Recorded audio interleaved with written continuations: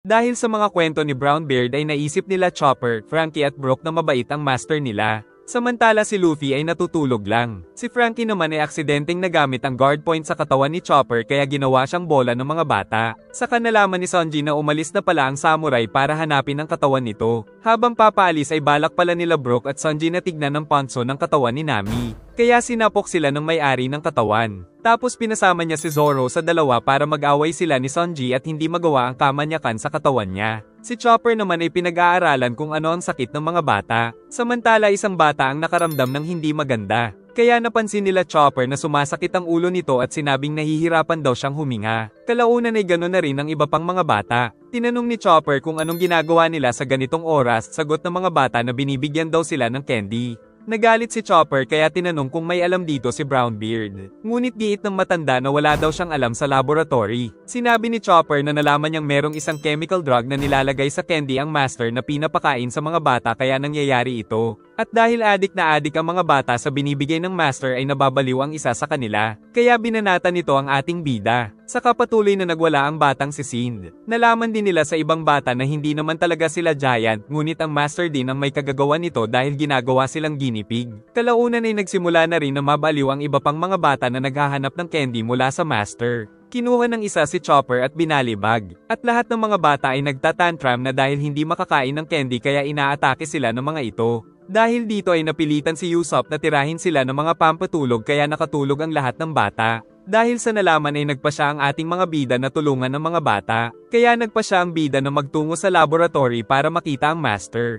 At dahil nag-aalala silang baka magwala ulit ang mga bata ay kinadi na muna nila ang mga ito. Naisip ni Franky na kailangan nilang apat na makita si Law para makabalik sila sa mga katawan. Giit ni Luffy na wag na daw kaya nagalit si Nami. Samantala hinahanap naman ng tatlo ang samurai at tama ngang pinasama ni Nami si Zoro dahil lagi silang nag-aaway ni Sanji. Kalaunan ay nakakita sila ng napakalaking footprint. Ang puso naman ni Smoker ay binigay ni Law sa master. Alam na rin pala ni Caesar na balak ng G5 na nakawin ang kanilang barko kaya nagpadala siya ng mga bantay. Hindi rin siya nangangamba sa mga bata dahil alam niyang babalik ang mga ito para sa candy. Saka pinadala na rin pala nito ang Yeti Cool Brothers para tapusin ang Straw Hat. Sa kanila pala nanggaling ang mga footprint na nakita nila Brook. At nakitang natalo na pala ng mga ito ang tatlong Straw Hat na naghahanap sa samurai. Nag-report ang mga Yeti kay Caesar na tungkol sa mga natalo nilang Straw Hat crew. Kaya sa laboratory ay natutuwa ang master dahil sa magandang balita. Ngunit ayon sa research ni Monet ay nakipagtulungan noon si Law sa Straw Hat kaya pinagbintangan ni Caesar na baka si Law ang nagpapunta sa mga ito.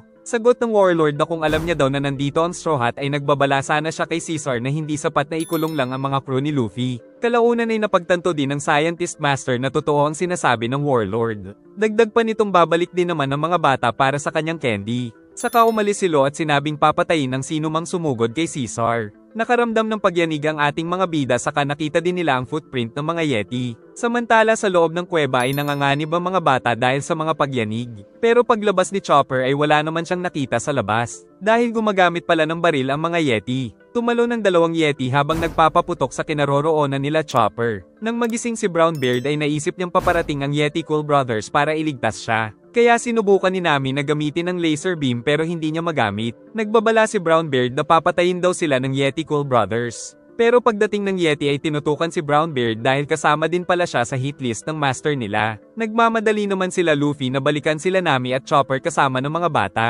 Samantala hindi matanggap ni Brownbeard na pinapapatay siya ng master dahil itinuturing niya itong tagapagligtas dahil tinulungan siya nito noong una. Ngunit ngayon ay tuluyan na siyang pinagbabaril ng Yeti dahil sa utos ng master nila. Nakita ng mga Yeti na nakabalik na rin sila Luffy. Kaya agad nilang binaril ang ating bida. Tapos kinuha nito si Nami. Nang makaalis si Luffy sa snow ay sinabi ni Chopper na kinuha daw si Nami. Dahil pinapakuha pala sa kanila ng master ang katawan ni Franky dahil sa laser nito. Samantala nagulat ang grupo nila Smoker dahil may mga nagbabantay pala sa barko na nais nilang kunin. Si Law naman ay nais magpunta sa likod ng laboratory kaya inatake niya ang dalawang bantay para hindi siya mapigilan. Nag-uusap ang grupo kung ano ang sunod nilang gagawin na hakbang. Ngunit hindi naman nila pwedeng iwanan ng mga bata doon. Kaya umalis ang bida upang iligtas si Nami na nasa katawan ni Franky. Nanghihingi naman si Franky ng Rumble Ball para makalaban daw siya gamit ang katawan ni Chopper. Sinabi ni Chopper na mamaya na nito gamitin ang Rumble Ball dahil 3 minutes lang ang time limit nito. Pero ginamit kaagad ni Franky at nag-transform gamit ang Beast Form. Ngunit hindi niya ito makontrol kaya inaatake at hinahabol niya si Luffy. Samantala nagbabalak si Caesar kung ano ang gagawin niya sa katawan ni Franky. Nagtanong din ng Master kung ano ang balita sa G5 Navy. Kaya sinabi ng tauhan nito na natatalo ang mga bata nila sa labanan. Dahil dito ay naisipan ni Caesar na gamitin sa G5 Navy ang kanyang imbensyon. Si Nami na nasa katawan ni Franky ay sinabit ng 2 Yeti. Pero nagbanta pa rin sa kanila si Nami kaya tinutukan ito ng malaking baril. Pero hindi nila ito pinatay dahil sa utos ng Master. At pinakilala na ang isa ay si Rock at ang isa ay si Scotch. Saka sinabi ng Yeti na kung may darating man na kaibigan ni Nami ay kagad lang nila itong babarilin. Dahil hinahabol ni Franky si Luffy ay nakarating sila kagad sa kinaroroonan ni Nami. Ngunit nahulog naman ang dalawa patungo sa bangin na may mga ice spikes. Kaya ginamit ni Luffy ang armament hockey at pinagsusuntok ang mga ice spikes para hindi sila matusok. Saka agad na nag-gear second ang bida at sumugod sa mga Yeti ngunit hindi niya mahuli ang mga ito dahil sa sobrang bilis nilang kumilos sa snow. Samantala ang mga Centaur ay nagtungo sa isang gate ayon sa utos ng Master. At nagtulong-tulong sila para mabuksan ito. Patuloy pa rin sa pakikipaglaban ng ating bida sa dalawang magkapatid na Yeti. Pag-atake ng mga ito ay nagpalobo si Luffy. Saka ginamit niya ang mga bala para ay pang-atake rin sa mga Yeti. Tapos nagising si Franky kaya inaatake na naman ang kanyang captain. Ngunit muli pang bumangon ang mga Yeti at nagpaputok sa itaas ng bundok upang gumuho ang yelo at mahulugan ang mga pirata. Subalit sinalo lang ni Franky ang malaking yelo at saka binato sa isang Yeti kaya bagsak ang kalaban. Ngunit hindi pa rin ito tinitigilan ng captain kaya gumamit ang bida ng Gear 3rd. At sinuntok ng malakas si Franky na nasa katawan ni Chopper. Subalit ang isang Yeti ay tumakbo at itinakas nito si Nami kaya agad na hinabol ng bida. Pumasok ito sa isang kuweba at binaril ang mga yelo para hindi siya masundan ni Luffy. Pero pinilit pa rin ang ating bida na makahabol ngunit nadulas ang kanyang kamay kaya nahulog siya. Ang Yeti naman ay nakaakyat na sa taas kung nasaan si Lo. Akala ng Yeti ay kakampi niya ito ngunit gumamit ng room ang Warlord at hiniwa siya sa gitna. Kaya naman nabitiwan din ito si Nami. Nagagalit ang isa pang Yeti sa ginawa ni Lo sa kapatid nito. Ngunit gumamit ng countershock si Lo kaya labis na napinsala ang isa pang Yeti. Nakaakyat na rin si Luffy kaya nakita niya ang ginawa ni Lo. Giit ng Warlord na nais niyang makausap ang ating bida. Dahil nais pala nitong makipag-alyansa sa Straw Hat Pirates upang makasurvive daw sila sa New World nang hindi nagpapasakop sa mga 4 Emperors. Dahil plano din pala ni Lo na patayin ang isang Emperor. Giit ni Nami na baka may hidden agenda si Lo sa kanila. Tinanong naman ng bida kung sinong Emperor ang tinutukoy ni Lo. Nang sabihin ni Lo kung sino ito ay pumayag kaagad ang ating bida. Ikinagulat ng mga kaibigan ang desisyong ito ng kanilang captain dahil alam nilang wala silang pag-asa na matalo ang mga Emperor. Saka nakita ni Chopper na sugatan ng kanyang katawan kaya mabilis niya itong nilapatan ng first aid. Giit ni Robin na ang mga alliance daw sa pagitan ng mga pirata ay kadalasang nauuwi sa pagtatraidor. Kaya tanong ng bida kung lolokohin siya ni Lo, sagot naman itong hindi kaya nainis si Usopp. Giit naman ng captain na kahit lokohin daw sila ni Lo ay meron pa rin siyang maasahang crew, kaya natuwa ang kanyang mga kaibigan. Dito ay naisip ni Lo na ang bababaw pala ng mga Straw Hat. Kalaunan ay binalik na rin ni Lo sila Franky at Chopper, ngunit naiinis ang reindeer dahil lasog-lasog daw ang kanyang katawan. Tapos nagturuan pa sila Luffy at Franky kung sinong may kasalanan. Ngunit dahil wala dito ang katawan ni Nami ay napunta naman siya sa katawan ni Sanji kaya tinawanan ng mga kaibigan.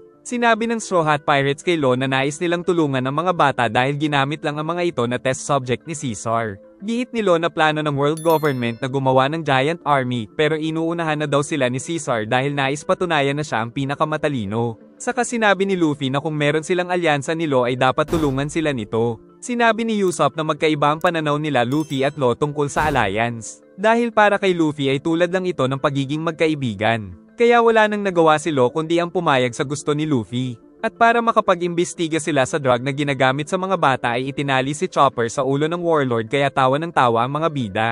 Samantala nabuksan na rin ng mga bata ni Caesar ang malaking gate. Ngunit pagpasok ay namatay ang isa nilang kasamahan dahil merong isang nilalang doon ang nakakalason. Nainis si Lo kaya ginawa niya na lang na parang keychain si Chopper sa kanyang espada. Saka sinabi ni Lo na si Caesar ay dating scientist ng government na nagtatago na dito ngayon. Meron din itong devil fruit na poison gas at saka 300 million bounty. At ang plano nila bago umalis si Lo ay ang hulihin si Caesar para gawing bihag. Pagkatapos nito ay saka daw sasabihin ni Lo ang susunod na plano. Samantala naglalaban pa rin ang G5 Navy at ang mga bata ni Caesar. Nang mapansin ni Tashigi na ang mga ito ay ang mga preso na sinasabing namatay na pero nagtatago lang pala dito. At kahit ang katawan ni Tashigi ang gamit ni Smoker ay malakas pa rin ito, si Caesar naman ay natutuwa dahil umaayon daw ang lahat sa kanyang plano. Dahil sa utos ni Caesar na buksan ng gate ay nakalabas ang slime monster at hinahabol nito ang mga nakaligtas na tauhan. Subalit wala na silang matatakbuhan dahil napakalaki ng kakaibang nilalang na humahabol sa kanila. Kaya hinabol sila nito hanggang sa abutan sila ng poison gas. Giit ni Caesar na ang slime monster ay ang kanyang alaga, kaya naman wala daw makakatakas sa islang ito mula sa kanya. Samantala sila Brook at Zoro ay tumatakbo na may bukol. Dahil sa flashback ay pinakita na sinundan ng mga ito ang bakas ng Yeti. At di nila napansin na nasa likod na nila ang mga ito na binaril sila ng pampatulog. Tapos binaril din ng mga Yeti ang bangin kaya mahuhulog sila sa mga ice spike sa ibaba. Ngunit sa tamang pagkakataon ay nahiwa muna ni Zoro ang bato bago siya makatulog. Ang dalawang Yeti naman ay umalis na sa pag-aakalang napatay na nila ang tatlo. Kalaunan ay dumating naman ang mga Bunnyman para kunin ang mga bangkay. Pero bumangon si Sanji at agad na tinapos ang mga ito. Saka sinapok niya ang dalawang kasama para magising. Ito ang dahilan kung bakit ngayon ay may mga bukol ang dalawang kasama. Nagpatuloy pa rin sila sa paghahanap sa katawan ng samurai. Ngunit di nila napansin na nagyayelo na pala ang ulo nito, kaya natapak-tapakan na ito bago nila nakita. Giit ng samurai na malamang ay nahulog sa tubig ang kanyang katawan kaya ngayon ay nagyayelo na rin siya. Naalala ni Zoro ang lawa na tinawid nila kanina kaya doon daw sila maghahanap. Dinala nila ang lalaki habang hinahanap ang katawan nito nang makita nilang tumatakbo ang mga bata ni Brownbeard dahil nakakita daw sila ng isang halimaw sa lawa. Natakot din ang mga ito nang makita sila kaya mas binilisan ng takbo. Tapos nakita nila ang slime monster ni Caesar na kasing laki ng isang bundok. Giit ni Caesar na ang pangalan ng alaga niya ay Smiley, at ito rin ang chemical weapon na pinasabog niya noon kaya nawasak ang isla at maraming mga preso ang namatay. Napag-alaman na kinolekta pala ni Caesar ang pinasabog niyang chemical gas kaya nagawa niya itong slime monster na si Smiley. Samantala sila Luffy naisip na kailangan na nilang mahuli ang master. At meron daw magandang ideya ang captain. Ang G5 Navy naman ay tagumpay na nakuha ang barko ni Caesar para mag-report sa headquarters habang sila Smoker at Tashigi ay nakikipaglaban pa rin. Pagkatapos ay sinusubukan nilang makapasok sa loob upang hindi sila mamatay sa lamig pero hindi ito mabuksan. Dumating si Law at gumamit ng kakayahan para mag-teleport sa ibaba. Nagtataka si Chopper kung bakit ayaw na lang agad hulihin ni Law si Caesar. Sagot ng Warlord na gusto niyang ang Straw Hat ang huhuli dito dahil sa isang dahilan. Nagulat ang lahat nang makita ang isang bagay na patungo sa kanila. Dahil ito pala ay sila Luffy, Frankie at Robin. Saka sinigaw ng bida na lumabas na daw si Caesar dahil huhulihin nila ito.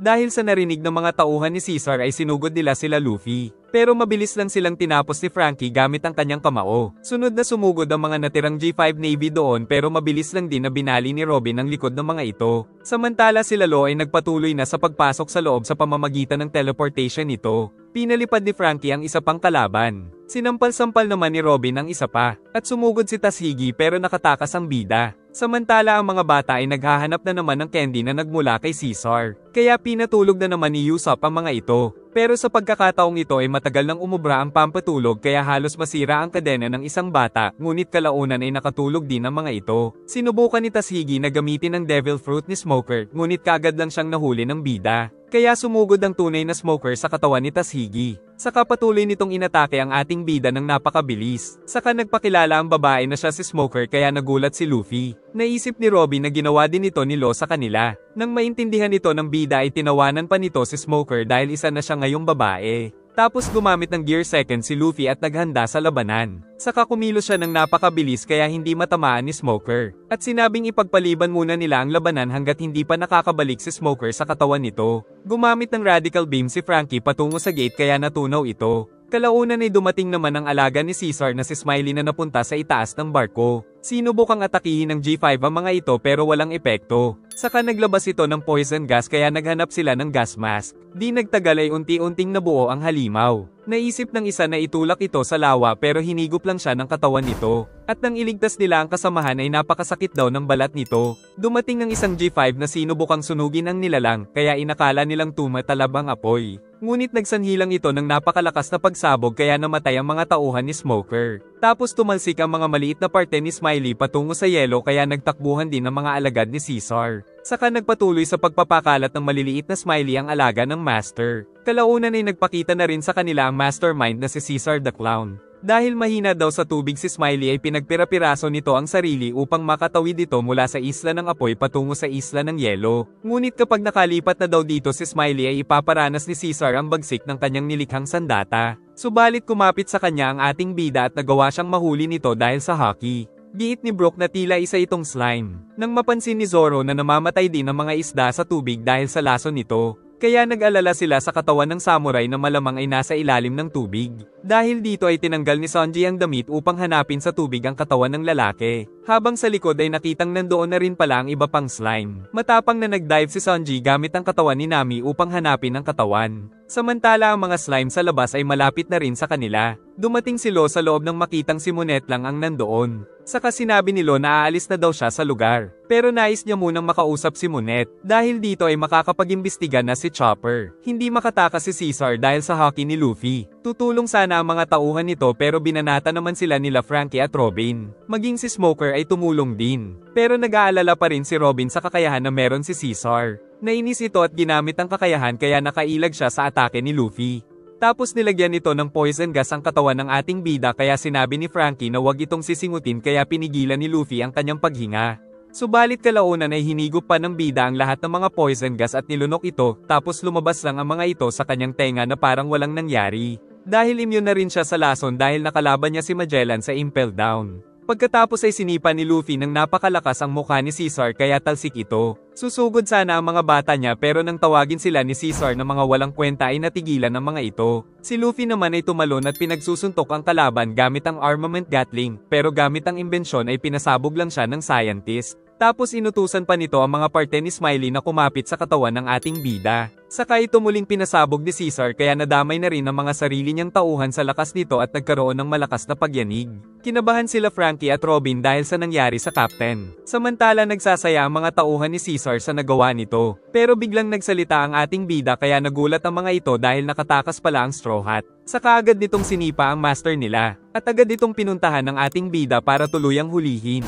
Sumugod din ang G5 Navy sa pamumuno ni Smoker para hulihin si Luffy. Ngunit biglang hindi makahinga ang ating bida dahil sa kagagawa ni Caesar. Saka muling bumangon ang scientist at si Luffy naman ang natalo nito. Kaya inatake ni Frankie ang mga bata ni Caesar para iligtas si Luffy. Saka gumamit siya ng radical beam kaya umalis ang mad scientist saka naman niligtas ni Robin ang captain pero ngayon ay pareho na silang nawala ng malay dahil sa kakayahan ni Caesar. Tatakas na sana sila Smoker ngunit nahuli naman si Tashigi ng mad scientist kaya pati ito ay natalo ng kalaban. Aatake pa sana si Frankie pero siya rin ay hindi umubra sa kakayahan nito. Maging si Smoker ay kinalaban si Caesar pero hindi nagtagal ay natalo na rin siya ng master. Si Lo naman ay nanghihina din dahil sa isang kalaban. Saka nagpakita ang isang lalaki na may kagagawan nito. Pinakitang si Virgo pala ang dumating. At sinabi nitong secret agent niya daw si Monet para bantayan si Caesar. Sinubukang lumaban ni Lo ngunit binigay pala ni Caesar kay Virgo ang puso niya. Saka ito gumamit ng armament at pinalo sa ulo ang warlord. Sa labas ay nagtataka ang mga bata ni Smoker kung paano nagawang manalo ni Caesar sa laban. Patuloy pa rin si Smiley sa pag-migrate patungo sa malamig na bahagi ng isla kaya nababahala na rin sila Brook at Zoro. Samantala ang samurai ay umaasa na mahahanap kaagad ni Sanji ang kanyang katawan. At ang mga slime sa likod ay nagsasanib kaya lumalaki ng lumalaki. Hiniwa ito ni Zoro pero muli lang nabuo at naglabas pa ng poison gas. Pero si Brook ay hindi pala apektado dahil buto na lang siya. Si Sanji naman ay napilitan na gumamit ng observation hockey para hanapin ang katawan ng samurai.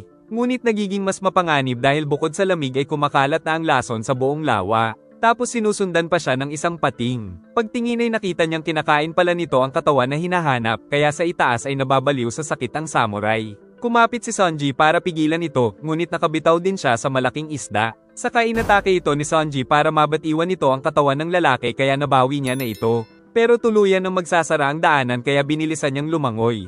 At kakainin sana siya ng pating pero napinsala ito ng lason. Saka pinilit ni Sanji ang katawan ni Nami kaya nakaligtas siya mula sa lason sa tubig dala ang katawan ng samurai. Dahil sa nangyari ay nabuo na ulit ang lalaki na kasing tangkad pala ni Brook. Saka ito nagpakilalang si Kinemon na nagmula sa Wano Kingdom. Pagkatapos ay ginawa na nito muli ng damit na panlamig si Sanji. Tapos naiinis din dito ang Cook dahil kanina ay naiinis si Kinemon sa mga pirata pero bumait ito nang tinulungan niyang mabuo ang katawan. Kaya napaiyak ang samurai at sinabing hindi niya makakalimutan ang ginawa ni Sanji sa kanya. Saka napansin nilang napapaligiran na sila ng mga slime. Si Chopper naman ay nagtungo sa laboratory ni Caesar para alamin kung ano ang sangkap ng binibigay na candy sa mga bata. Sa labas ay nahuli ng grupo ni Caesar ang lahat ng mga nakalaban niya. Saka pinag-utos na dalhin sa sasakyan ng mga bihag para bigyan niya ang mga tauhan ng candy. Samantala na-trap na talaga ang apat dahil sa slime. Nang sabihin ni Kinemon na kaya niyang sunugin ito para makadaan sila, nilabas ng samurai ang espada at pinakita ang kanyang teknik kaya nasunog ang isang slime ngunit sumabog ito ng malakas. Pero maging ang apoy ay nahiwa ng samurai kaya nagkaroon sila ng daanan. Saka nagpaalam na ito sa kanila para iligtas ang kanyang anak, at nais naman ni Zoro na tulungan ng kapwa swordsman.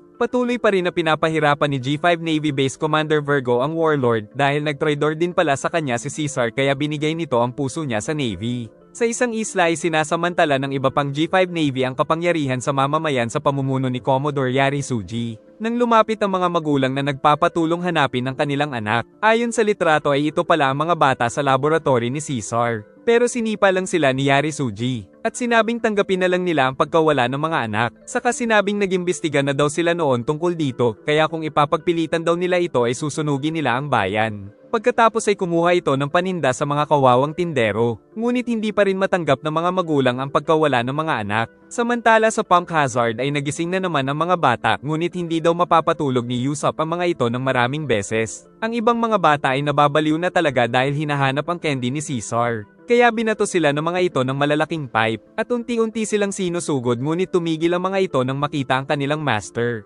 Saka pinakita nito ang candy para sundan siya ng mga ito pabalik sa laboratory. Samantala nakita nila Zoro na tila nagtatransform ang slime na parang isang axolotl. Tapos nilabas nito ang napakalaking slime patungo sa kanila at agad sila nitong hinabol. Saka napansin nila Sanji at Zoro na tumatawid pala ang slime ng pakunti-konti upang makapunta sa kanila. Nang magising si Luffy ay nakita niyang nabihag sila ng mga kasama. At kasama din doon sila Smoker at Tashigi. Nagpakita sa kanila si Virgo na pinuno ng G5 Navy kaya nagulat sila Smoker at Tashigi. Samantala sa labas ay naglalaban pa rin ang mga tauhan nila Caesar at Smoker. Pagpasok ng G5 soldiers ay inactivate ng mga bata ni Caesar ang mga gate kaya hindi na makakapasok ang mga sundalo dahil kahit anong gawin ay napakatibay ng mga ito. Dahil dito ay nangangamba ang mga sundalo sa sasapitin nila sa mga slime. Naiinis si Smoker kay Virgo dahil hinahayaan lang nitong mamatay ang mga sundalo nila sa labas. Dahil dito ay naisip ni Smoker na si Virgo talaga ang pasimuno ng mapanganib na experiment sa mga kinidnap ng mga bata. Giit nilo na dati talagang pirata si Virgo kaya niya ginagawa ito. At pumasok lang daw si Virgo sa Navy dahil sa utos ng boss nitong si Joker. Matapos ang 15 years ay tumaas ang ranggo nito hanggang sa maging Vice Admiral. Pero ang totoo ay si Joker talaga ang pinagsisilbihan ni Virgo at hindi ang Navy. Dahil nalaman na nila Smoker at Tashigi ang katotohanan ay papatayin niya na rin daw ang mga ito. Dahil ang lugar na ito ay isa daw sa mahalagang base ng boss niyang si Joker. Kaya papalabasin niya na lang daw na isang aksidente ang pagkamatay nila. Nagtanong ang bida kung sino si Joker, giit nilo na nagtrabaho din siya dito noon kaya nalaman niyang si Joker ay walang iba kundi si Doflamingo.